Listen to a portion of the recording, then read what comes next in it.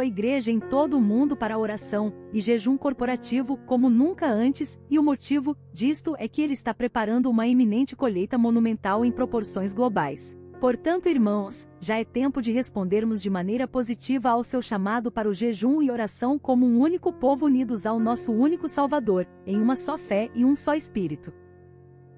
Capítulo 10 – Como liberar a unção apostólica. Eu gosto muito de ler o livro de Atos porque este livro é o jornal que reporta a primeira vez que o Senhor derramou poderosamente o seu Espírito sobre toda a carne, liberando o ministério apostólico sobre a terra. A igreja em nossos dias ainda vive sob o impacto deste primeiro mover do Espírito, e agora o Senhor está prestes a realizar um novo derramamento glorioso de sua unção. Acredito piamente que nós nascemos para este tempo. Estamos vivendo nos últimos dias e os propósitos finais de Deus para o homem estão para terminar. Portanto, precisamos estar nos preparando urgentemente para tudo aquilo que está por vir. A glória de Deus em nós pode ser comparada ao precioso ouro em pó contido em talhas de pedras. Estas talhas precisam ser quebradas para que tal preciosidade divina seja facilmente liberada em santidade e glória para o exterior destes recipientes e tocar o mundo. O que mais poderia, além deste quebrantar de nossas vidas, fazer com que o fogo do Espírito em nosso viver queime toda a podridão ao nosso redor, deixando somente a pureza do ouro? O que poderia quebrar tais corações petrificados para que o Espírito de Deus em nós possa fluir livremente de nossas vidas para este mundo pobre e aflito? O Senhor quer nos levar ao quebrantamento para que possamos, como sua igreja, transformar grandes quantidades de ouro bruto em preciosíssimas barras de ouro em forma de ardor apostólico para um apostolado efetivo. O padrão do Novo Testamento para a liberação da unção apostólica é encontrado no livro de Atos. Na igreja de Antioquia havia alguns profetas e mestres, a saber, Barnabé e Simeão, chamado Níger, Lúcio de Cirene, Manaém, que fora criado com Herodes, o tetrarca, e Saulo. Servindo eles ao Senhor e jejuando, disse-lhes o Espírito Santo: Apartai-me a Barnabé e a Saulo para a obra que os tenho chamado. Então, depois de jejuarem e orarem, puseram sobre eles as mãos e os despediram. Assim estes, enviados pelo Espírito Santo, desceram a Seleucia, e dali navegaram para Chipre. Atos dos Apóstolos 13, versos 1 ao 4. Qual era o contexto no qual o ministério apostólico foi liberado no primeiro século? Pelo registro sagrado está claro que isto aconteceu em um contexto de fervoroso momento de oração e jejum da igreja. É justamente nesta atmosfera que o Espírito Santo fala de maneira bem clara e definida. Este mover apostólico do primeiro século aconteceu simplesmente em obediência a uma direção específica do Espírito Santo para os líderes da igreja em Antioquia e assim, depois de jejuarem e orarem, puseram sobre eles as mãos e os despediram. O que isto significa em nossos dias? O nosso Deus e os dons que Ele nos concede são sobrenaturais. Por séculos, a igreja tem caminhado desajeitadamente e usado apenas metade da velocidade, pois usa apenas 3 dos 5 ministérios originalmente designados por Deus para equipar os santos. Os ministérios apostólico e profético foram, em geral, rejeitados ou tidos como funcionais somente nos tempos dos primeiros apóstolos. Enquanto isto, os ministérios de evangelismo, pastor e mestre de alguma maneira escaparam do sepultamento acontecido com os 2 primeiros. Ora, resultado de tal mutilação é previsível. É, sem dúvida, desnecessário tentar prever o que aconteceria se alguém, que possui um veículo de 6 cilindros, decidisse que seu carro teria melhor performance em sua velocidade se 2 ou 3 deles fossem desligados. Para piorar ainda mais as coisas, quase todos os 9 dons listados pelo apóstolo Paulo em 1 Coríntios, capítulo 12, foram também tidos como dispensáveis e considerados como já cessadas as suas funções, assim como os apóstolos e os profetas o foram. Apesar de a irrelevante sabedoria humana dizer o contrário, Deus nunca cometeu nenhum erro ou desconsiderou nada de sua eterna palavra. O que ele disse na carta aos Efésios, capítulo 4, em 1 Coríntios, capítulo 12 e em Romanos, capítulo 12 foi por uma razão específica. Deus em si mesmo é sobrenatural. Não importa quão desconfortáveis homens e mulheres se sintam, Deus e a sua palavra serão sempre imutáveis.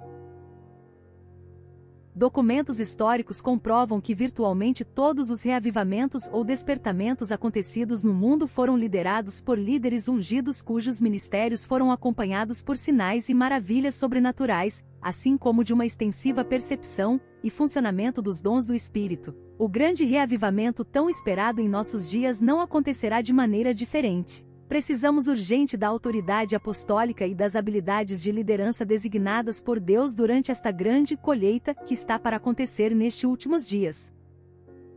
Por esta razão, Deus está conclamando a sua igreja neste tempo do fim para viver e funcionando na plenitude dos 5 ministérios de governo estabelecidos em Efésios, capítulo 4. Queridos, precisamos correr a carreira que nos foi dada pelo Senhor com todos os cilindros, se almejamos que a glória de Deus verdadeira cubra toda a terra. Não podemos mais estar satisfeitos em simplesmente caminharmos mancando, sem o fundamento apostólico ou sem a percepção ou visão do ministério profético na igreja. Carecemos do pleno funcionamento de cada dom do Espírito legado por Deus à sua igreja para mantê-la forte, saudável e santa. A única maneira que isso pode acontecer é a igreja se posicionar de maneira persistente e corporativa no lugar da oração e do jejum. Esta atitude criará uma atmosfera propícia para a glória de Deus queimar e purificar as nossas vidas e definitivamente liberar a unção apostólica da igreja para o mundo. Neste reavivamento, sinais e maravilhas destruirão instantaneamente décadas, e até mesmo, séculos de ação diabólica, liberando assim centenas de milhares para receber a Cristo como Senhor em uma única noite. Esta obra de tamanha magnitude só poderá acontecer através do poder do Espírito Santo. Louvamos ao Senhor pela unção já a nós conferida, todavia o chamado de Deus para cada um de nós, seus filhos, é para mergulharmos mais profundamente nele e desfrutarmos de suas riquezas através do jejum e da oração. Se o obedecermos, ele poderá confiar-nos o mesmo poder do Espírito Santo liberado a seu Filho Jesus Cristo, depois de seus longos 40 dias de jejum e oração. O poder de Deus e a árvore do bruxos.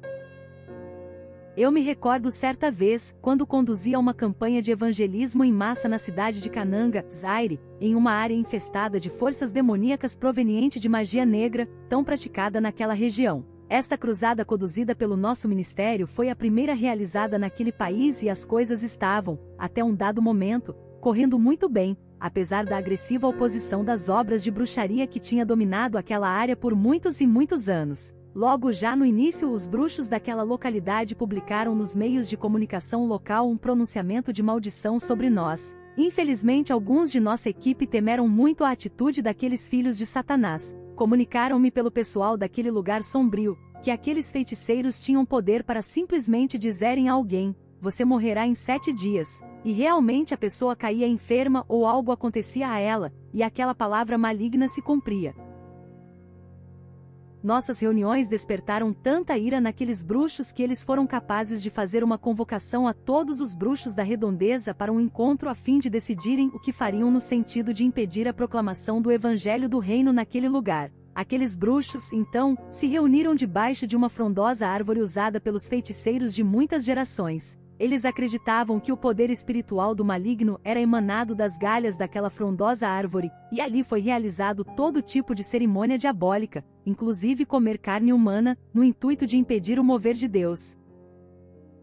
Na última noite da cruzada, aqueles feiticeiros mais uma vez se ajuntaram sob aquela gigantesca árvore mágica, com o propósito de estar praticando seus rituais macabros para bloquear a ação de Deus naquele lugar através de nossas vidas. Aqueles homens e mulheres estavam totalmente entregues e embebidos nas densas trevas de Satanás, e furiosamente amaldiçoavam os cristãos, comiam carne humana, e discutiam ardentemente planos de terminar de uma vez por todas com a nossa cruzada. Graças ao nosso bom Deus, nada que eles intentaram contra nós funcionou. No final da minha mensagem naquela última noite, o Senhor me ordenou a liberar uma palavra de quebra de todo o jugo de magia negra que imperava sobre toda aquela região e libertar todo aquele povo das cadeias que os prendiam. Enquanto aqueles pobres feiticeiros se envenenavam debaixo daquela imensa árvore encantada, eu declarava diante de milhares de pessoas que se aglomeravam em nossa reunião: Satanás, eu te amarro, em nome de Jesus. Eu quebro, no nome do Senhor, toda sorte de maldição neste lugar.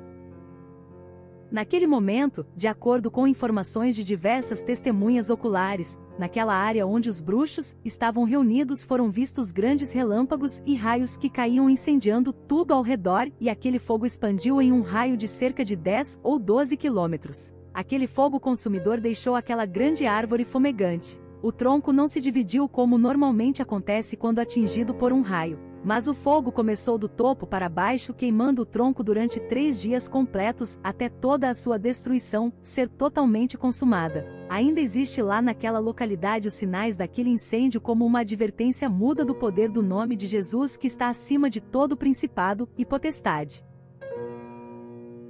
Posteriormente ficamos sabendo mais detalhes sobre este episódio da árvore incendiada, da própria boca de alguns daqueles homens que se reuniram ao redor dela. Eles relataram que quando aquele incêndio sobrenatural começou, alguns dos bruxos ficaram cegos, outros foram queimados e alguns outros tiveram uma experiência de arrependimento quando depararam com o poder infinito de Deus. Muitas daquelas pessoas nos procuraram nos relatando esta mesma história e nos indagando o que deveriam fazer para serem salvos. Quando tive a oportunidade de visitar as cinzas daquela que outrora fora uma grande árvore, aqueles restos, lembrei-me do confronto do profeta Elias com os profetas de Baal em 1 Reis, capítulo 18. O meu espírito regozijou dentro de mim, e eu clamei em alta voz como Eliseu quando o manto da unção caiu perto dele. Onde está agora o Deus de Elias? 2 Reis 2, verso 14.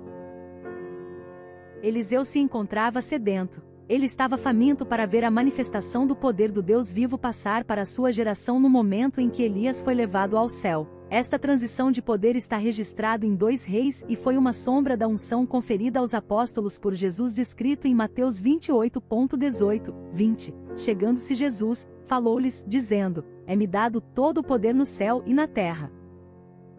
Portanto, ide e fazei discípulos de todos os povos, batizando-os em nome do Pai e do Filho e do Espírito Santo, ensinando-os a guardar todas as coisas que eu vos tenho mandado. E certamente estou convosco todos os dias, até a consumação do século. Mateus 28, versos 18 ao 20. Por séculos a igreja tem vivido ou com os seus olhos fixos no céu, com as malas prontas esperando Jesus voltar, ou esperando que Jesus faça do céu o que ele tão veemente comissionou-nos a realizar aqui na terra através de seu Espírito que habita em nós. A dimensão da obra de Deus em nossos dias nos demanda uma posição que nos arrancará da paralisia espiritual, e nos levará a tomar o manto da unção, e poder a nós conferidos por Jesus, e começar a obedecer os seus comandos. Ele nos tem chamado para jejuar, orar e obedecer. O Senhor nos tem convocado para a prática do jejum e da oração, e para obedecer a sua palavra. Uma vez subjugando o nosso viver nesta prática, Ele poderá liberar a unção apostólica em nossas vidas, em nossas igrejas e em nossos ministérios neste mundo. Possuindo a unção do alto, o nosso ministério não será baseado em meros discursos mornos ou apáticos, não será tomado por nenhum temor, dúvida ou descrença. Pelo contrário, será profético, apostólico e capacitado a manusear a espada de 2 gumes, afiada que nos é concedida somente pelo Espírito Santo de Deus.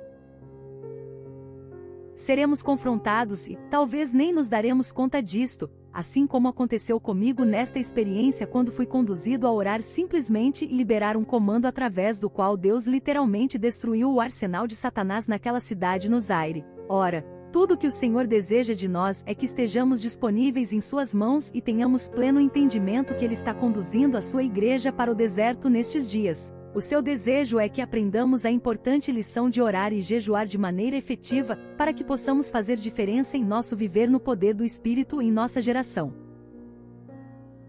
Como alguém disse, a oração é a cápsula que contém todos os dons de Deus concedidos a nós, e com todo respeito à palavra do Senhor, então podemos inferir que o jejum é a mola propulsora que levanta as nossas orações muito acima dos limites da terra e céus. O jejum fornece ao nosso espírito o vigor necessário que nos catapulta para um viver além da gravidade da carne. Você pode estar certo de que Satanás teme esta santa combinação como ninguém mais neste mundo. Saiba que toda vez que o povo de Deus ousa deixar de lado as suas diferenças e concepções pessoais, o tempo suficiente para buscar a face do Senhor em jejum e oração como um só homem, com um só objetivo, em um só acordo, terríveis coisas acontecerão no império das trevas. Enquanto isto, sinais e maravilhas serão realizados pelo Senhor no meio de seu povo.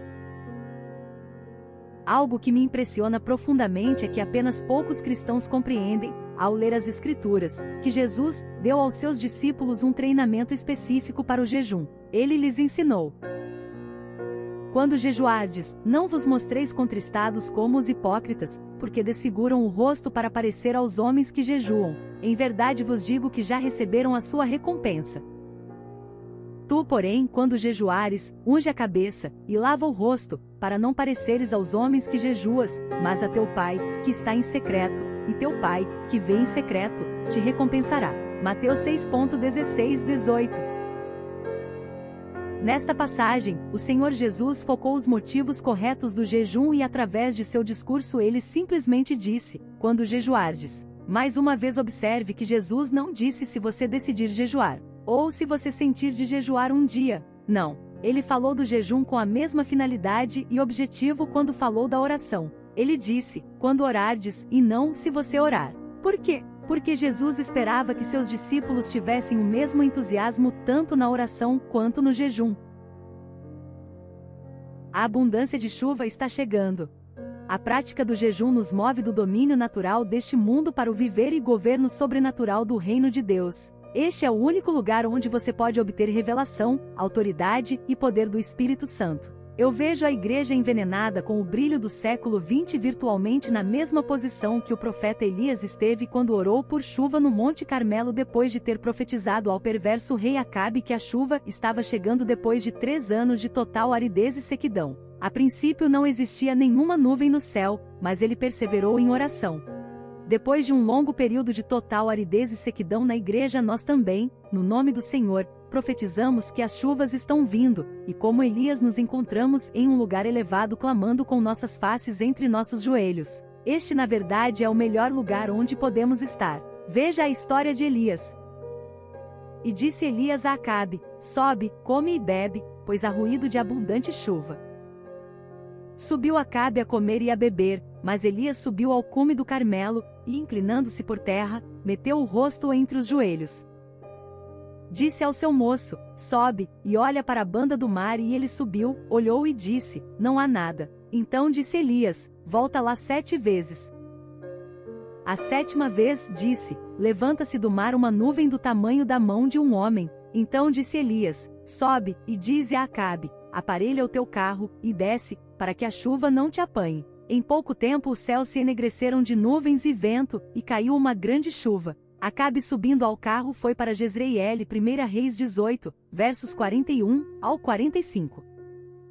Estamos vivendo hoje o final da aridez em nossa terra. A igreja está começando a ouvir o som da abundância de chuva. Já temos ouvido as primeiras gotas de chuva da glória do Senhor cair em alguns lugares como Argentina, Brasil, Toronto, Pensacola e Flórida, e estas gotas são apenas o início. A evidência é muito clara, milhões têm se prostrado com suas faces entre seus joelhos em fervorosa intercessão e jejum. Servos de Deus têm relatado de Toronto, Pensacola, Houston, Baltimore, Buenos Aires, Londres, Austrália, e em muitos outros lugares que já existe uma nuvem do tamanho de uma mão de homem levantando-se do mar. Embora a princípio não se via nada, em meados ao ano de 1990 tivemos o primeiro vislumbre de uma pequena nuvem do tamanho da mão de um homem que se levantava do mar. Aquela visão foi tudo o que precisávamos para nos motivarmos no Senhor porque somos um povo sedento do poder de Deus. Agora estamos ousadamente profetizando para esta geração. Preparem-se para um grande derramar que elevará os seus pés de onde eles estão firmados e transformará a fisionomia da terra. O rio de Deus está nos invadindo com toda a força de suas correntezas. Prepare-se para ver a terra coberta com a glória de Deus. Acredito que infelizmente temos realizado muitas coisas segundo a capacidade do próprio homem, portanto, precisamos tirar as nossas mãos fora do mover poderoso de Deus. Este será o seu reavivamento e sua grande colheita. Desta vez não terá lugar para a carne ou para a glória de homens. O vento do Espírito está começando a soprar, o céu já está escurecendo, e pesada chuva está chegando. Este é o grande poder de Deus que estará vindo sobre esta geração. Precisamos ser perseverantes em oração. Nós já estamos vendo manifestações da glória de Deus em um grau que nunca vimos anteriormente. Este é, sem dúvida, novo mover da glória de Deus que será mais glorioso que o derramamento de Pentecostes no início da igreja ou a chuva serodia que caiu sobre a igreja na década de 40. Será maior que o avivamento que varreu a América do Norte em meados dos anos 60. O que o Senhor tem preparado para estes últimos dias não pode ser comparado com nada provado pelo seu povo em toda a história da igreja. Você e eu somos mordomos de toda a riqueza que o Senhor dispensará nesta geração. porém para que o Senhor realize o seu propósito, precisamos estar engajados no desafio da oração. Se assim o fizermos, estaremos brevemente imergidos na unção gloriosa que nos levará às profundidades do Senhor. Pelo jejum e pela oração corporativa podemos ser mais que vencedores sobre qualquer situação, obstrução e até mesmo montanha que se posicione no caminho da jornada que o Senhor nos tem proposto. Ora, precisamos estar convictos que a vitória no Senhor só poderá ser encontrada quando estivermos vivendo no domínio do Espírito, e esta é a razão pela qual Satanás não perde uma oportunidade para nos desviar do viver adequado da oração e do jejum. Acredito que Deus almeja que a igreja entre para esta vida de jejum e de oração agora, porque Ele sabe que isto é necessário se vamos entrar na plenitude do nosso manto apostólico, nosso ministério apostólico e unção apostólica para milagres, sinais e maravilhas. Agora uma pergunta: estamos nós dispostos a pagarmos o preço do jejum e da oração? Você está preparado para pagar o preço de trazer liberdade aos cativos? O reavivamento e a colheita global nunca acontecerão a menos que estejamos pessoalmente envolvidos com o propósito eterno de Deus através da obediência à oração e ao jejum. O terreno dos corações dos homens precisam ser preparados para receber a semente salvadora da palavra de Jesus. Isto apenas pode ser realizado previamente através da prática, do amor e de joelhos, diante do Pai das Luzes. À medida que entramos em combate, e de joelhos, Deus, por sua vez, libera o seu poder para a libertação dos cativos de Satanás. Mais uma vez, gostaria de reiterar que o grande reavivamento, e consequentemente a colheita, de muitas vidas para Jesus não serão realizados de acordo com os caprichos da mente carnal do homem. Este grande mover da mão do Senhor nestes dias será de acordo com a sua própria palavra revelada. Paulo falou categoricamente aos Coríntios: a minha palavra e a minha pregação não consistiram em palavras persuasivas de sabedoria humana, mas em demonstração do Espírito e de poder, para que a vossa fé não se apoiasse na sabedoria dos homens, mas no poder de Deus. 1 Coríntios 2.4 e 5. Quando temos uma vida produtiva de jejum e oração, o Senhor nos dá a sua graça para que no abrir da nossa boca o mistério do reino seja conhecido diante dos indoutos. Ele nos dará sabedoria para estarmos diante de governadores, prefeitos, líderes de comunidade e toda sorte de pessoas para que a nossa pregação seja feita em tempo e fora de tempo. Este é o poder de Deus. Em 1995, eu e minha esposa, Bonnie, alugamos um avião monomotor e voamos para o interior da África, para uma cidade chamada Kiket, no Zaire. Este era um local cheio de mistérios e cenário da mortal epidemia chamada ebola hemorrágica. Na primeira noite pregamos para uma multidão de cerca de 40 mil pessoas, sendo que a grande maioria nunca havia ouvido o evangelho de poder. Logo que o poder de Deus caiu sobre aquele lugar, uma criança aleijada de 10 anos de idade que vivia imobilizada por toda a sua vida, começou a andar instantaneamente. Então, pelo Espírito de Deus, comuniquei àquela multidão: existe um tumor gigantesco no estômago de alguém, mas já está desaparecendo pelo poder de Deus. O procurador-geral da província de Bandundu, incluía Kiket, se encontrava no meio daquela multidão, e havia sido diagnosticado um imenso câncer em sua área intestinal. Imediatamente aquele homem subiu para onde nos encontrávamos e disse em voz alta para todos ouvirem: eu sou esta pessoa.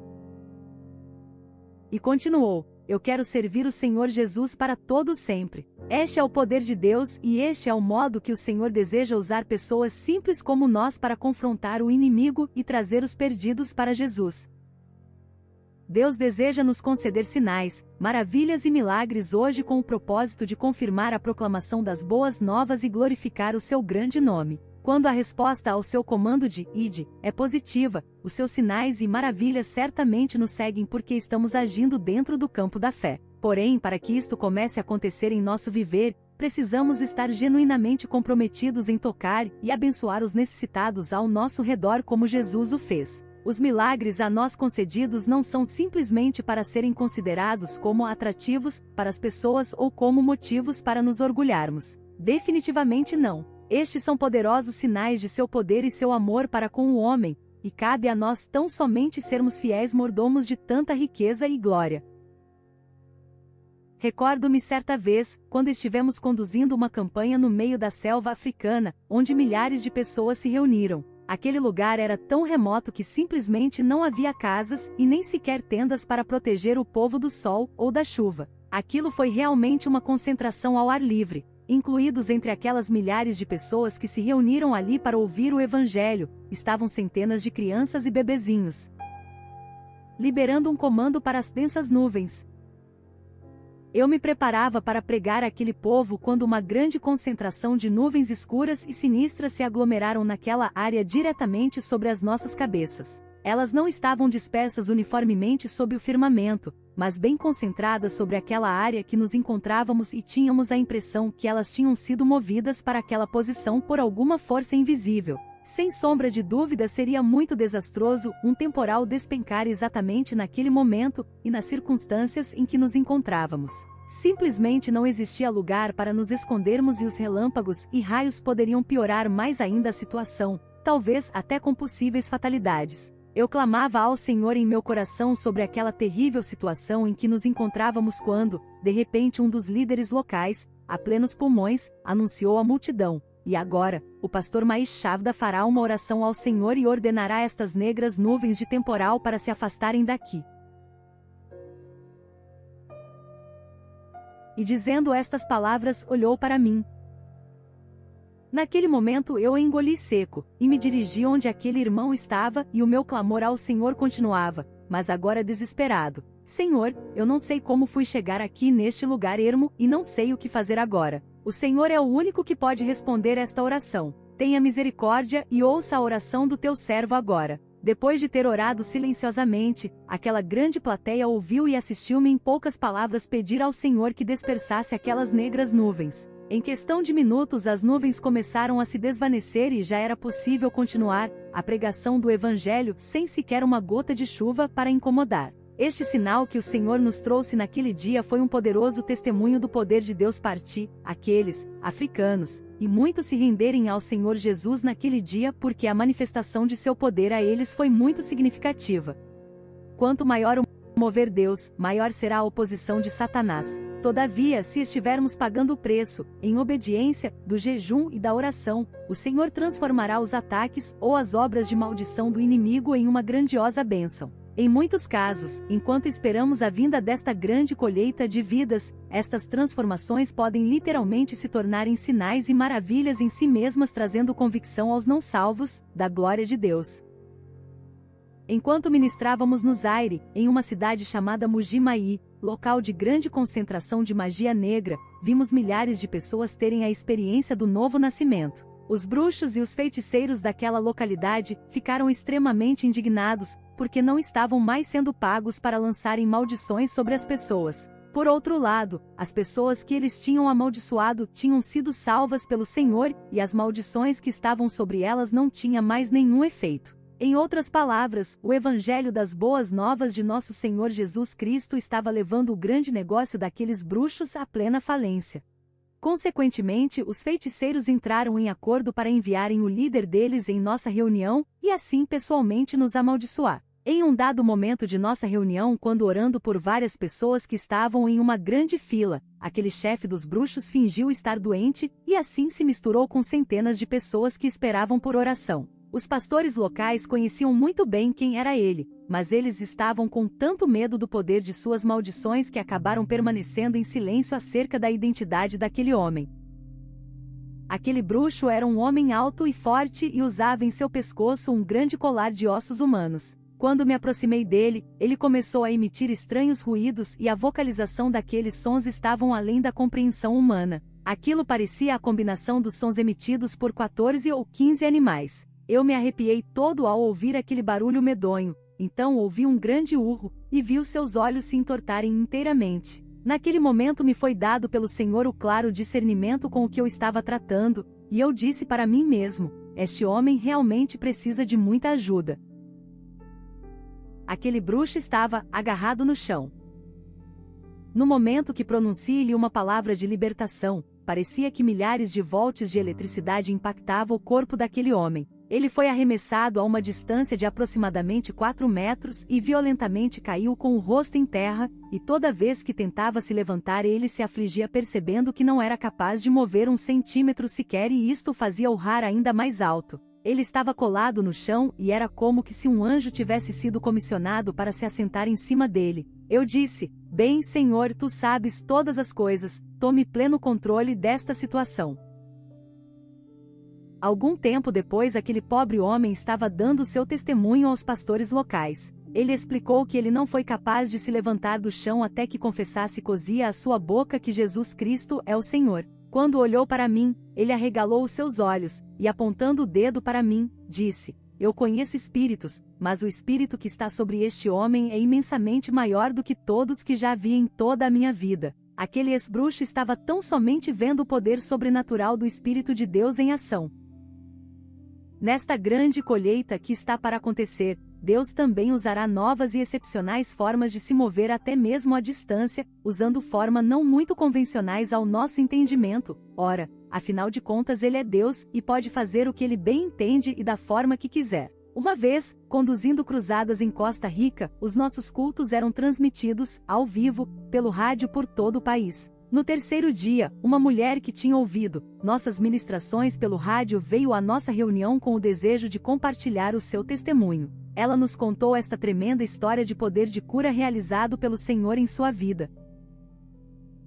Eu estava ouvindo a sua pregação pelo rádio há 3 dias atrás. Há muito tempo que padecia com um tumor do tamanho de uma laranja que me acometia a garganta. No momento em que ouvi a sua voz pregando a palavra de Deus, o tumor dentro de minha garganta começou a vibrar. E à medida que continuava ouvindo a palavra de Deus, aquelas vibrações aumentavam mais e mais violentamente. De repente ele estourou dentro de minha garganta e saiu pela minha boca. Quando aquela mulher voltou ao seu médico, ele teve o cuidado de tirar-lhe 18 chapas de raios-x de sua garganta por um período de 36 horas e não foi capaz de encontrar um único sinal daquele tumor maligno que estava ali antes da intervenção de Deus. Este testemunho é muito significante para mim, pois eu não estava lá para estender as minhas mãos sobre ela. Todavia o Espírito Santo honrou a pregação da palavra de Deus e a fé daquela mulher. Muito frequentemente, Deus trabalhará através de nós em um momento em que não sentiremos exatamente nada, apenas para nos provar que Ele é o Senhor que faz a obra, não eu e nem você. Em reavivamentos, a carne não é capaz de roubar a glória de Deus querendo fazer coisas que somente Deus pode realizar. Me lembro uma outra vez quando pastoreava em uma igreja no Texas, uma família viajou milhares de quilômetros do Novo México para receber oração. Sentimentos não têm nada a ver com fé. Esta família possuía 5 crianças pequenas, sendo que 2 delas ainda eram bebês. A necessidade delas era especialmente aguda porque o corpo da mãe delas estava quase todo consumido por um terrível câncer. Quando impus a minha mão sobre aquela mulher, eu não senti nenhuma unção. Naquele momento, eu não tinha fé para a sua cura, porém esta foi a minha oração ao Senhor. Ó Senhor, olhe para estes pequeninos. Tenha misericórdia desta família. Esta mulher, exatamente no dia seguinte, tinha exames marcados em um hospital numa cidade vizinha. Os testes revelaram que em seu corpo não havia nem sequer um traço de câncer. Todo o mal que lhe afetava a saúde havia desaparecido. O Senhor me deu graça para tocar-lhe o coração, neste caso, clamando por sua imensa misericórdia da mesma forma que aconteceu com o cego Bartimeu no Novo Testamento. O poder de Deus não tem nada a ver com aquilo que sentimos ou com as circunstâncias vigentes. Como soldados do Senhor, somos comissionados para estar a tempo e fora de tempo. Mais uma vez repito, devido à magnitude da colheita que estará diante de nós, precisamos aprender como ministrar em seu descanso, em vez de fazê-lo com o nosso próprio esforço ou com recursos pessoais. Uma característica interessante deste reavivamento que está por vir é a forma que Deus usará jovens e crianças na grande colheita. Eu, pessoalmente, acredito que o Senhor os usará de uma maneira muito especial, e até mesmo estranha para alguns. Eu estava ministrando em Houston uma vez, quando orei por um grupo de 70 crianças que havia vindo à frente para serem cheias pelo Espírito Santo. A unção de Deus veio poderosamente sobre as suas vidas e eles começaram a cair no Espírito, falar em língua estranha e a chorar. Entre aquelas crianças estava um garoto mexicano de 5 anos que começou a clamar ao Senhor em línguas estranhas enquanto lágrimas corriam pelo seu rosto. Ele permaneceu naquele estado por cerca de 20 minutos quando de repente um homem explodiu em altos soluços naquele imenso auditório. Aquele senhor mexicano, que era o pai daquela criança, então veio à frente e ficou ao lado de seu filho. No momento que aquele pai se rendeu ao Senhor Jesus e foi completamente cheio do Espírito, eu compreendi que aquele garotinho tinha estado orando em línguas durante aqueles instantes para a salvação de seu pai. Jovens guerreiros estão se levantando. Nós, literalmente, veremos cumprida nestes dias aquela profecia do Antigo Testamento que diz: vossos filhos e vossas filhas profetizarão. Eu estou absolutamente convencido que Deus usará um exército de jovens guerreiros para estarem combatendo e carregando a monumental colheita que está para acontecer. Já existem em muitas nações da América do Sul, no Reino Unido, Canadá e Estados Unidos, o engajamento de um vasto exército de crianças e adolescentes começando a se despertar do sono. Talvez ainda não sejamos capazes de vê-los, mas tenham certeza, eles estão vindo. Aqueles de nós que somos mais velhos precisamos estar preparados para recebê-los, encorajá-los e sabiamente instruí-los nas coisas do Senhor. Acima de tudo, precisamos estar bem conscientes de não obstruí-los ou proibi-los de responder ao chamamento do Senhor. Finalmente, este reavivamento e grande colheita não reconhecerá fronteiras, barreiras ou preferências. Deus, pelo seu poder, tocará os pobres, os rejeitados, os esquecidos e os humilhados deste mundo. Precisamos ter o mesmo coração de nosso Mestre ou seremos deixados para trás, frustrados. Enquanto ministrava no Zaire, África, o Senhor me colocou em meio a uma miraculosa visitação de Deus em multidões de 200.000 pessoas por noite. Nós estávamos tão sobrecarregados devido ao imenso número de pessoas que vinham à frente toda noite para receberem oração, que decidimos designar um dia, no qual não faríamos nada, mas somente imporíamos nossas mãos nos criticamente doentes ou naqueles que estavam à morte. Naquele dia específico para orações, fui para a arena esperando ver 1.000 pessoas recebendo oração, mas fiquei impressionado com a multidão de 25.000 pessoas que se aglomerava naquele lugar. Bom, eu tinha dado a minha palavra que estaria orando por cada um deles, então respirei fundo e comecei aquela que seria uma longa jornada. Algumas daquelas pessoas tinham sido, literalmente, trazidas para a arena em carrinho de mão, e muitas daquelas pessoas tinham o odor de dar náuseas por não terem as excreções ou fluidos de seus corpos limpos há vários dias. Eu estou feliz por estar aqui. Naquele clima tropical, a sujeira acrescida da doença se toma 100 vezes pior. Para se ter uma ideia, existiam muitos leprosos no meio daquela multidão, sem contar várias pessoas com terríveis feridas abertas pelos seus corpos. Centenas de pessoas que já se encontravam morrendo na fase final da AIDS vieram também à frente para receberem oração. Não importava quão maligna fosse a doença que destruía seus corpos, eu tinha uma palavra de cura da parte do Senhor, e esta é a mesma palavra que Ele tem dado a você. Naquele dia, proclamei a eles o amor de Deus, impus-lhes as minhas mãos e orei a oração da fé para a cura e salvação. Quando fiz isto, senti o glorioso conforto do Espírito Santo no coração. Ele então falou-me profundamente: estou feliz por estar aqui. E para o meu gozo, ele curou muitas daquelas desesperadas pessoas. Esta é a hora quando o poder de Deus será visto na Igreja de Nosso Senhor Jesus Cristo como nunca. Temos recebido uma soberana comissão para trazer libertação para as nossas cidades e nações do jugo de Satanás. Todavia, tudo isto dependerá da nossa disposição para sermos guiados pelo Espírito e pagarmos o preço do jejum e da oração, e então recebermos o poder de Deus.